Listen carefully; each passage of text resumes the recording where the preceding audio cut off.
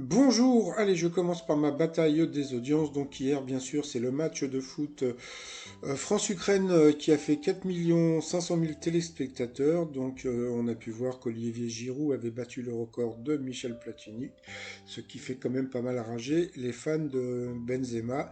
Donc quand même le t-shirt No Comment d'Olivier Giroud. Ensuite, eh bien, il y avait Alex Hugo qui est arrivé en deuxième position à 4,2 millions, suivi du meilleur pâtissier à 2,8 millions sur la 6, et TMC est arrivé quatrième grâce à Whitney Houston et Bodyguard. Ce soir, qu'est-ce que vous avez à la télé? Vous avez Infidèle qui, je pense, va cartonner.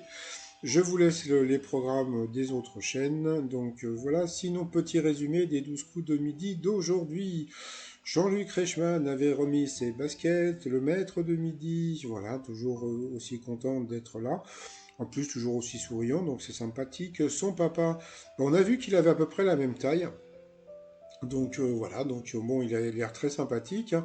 Comme je dis, comme il ressemble à Raymond Domenech. Donc voilà, donc on avait Raymond Domenech qui était là. Donc c'était assez sympathique. Au coup d'envoi, la première question, quel organe comprend deux hémisphères et un lobe frontal? Donc bien sûr, c'était le cerval, le cerveau. Après, vous aviez Emmeline, voilà, qui était venue avec sa famille. Bonjour à la famille.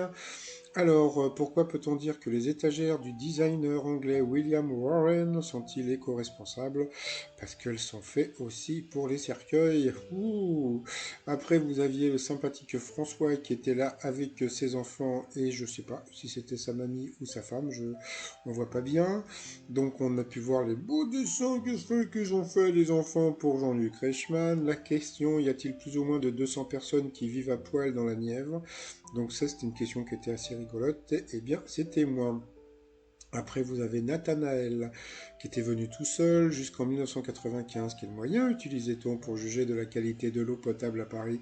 Eh bien, avec des truites, voilà. Bon, c'était pour éviter d'être détruite. Bon, passons.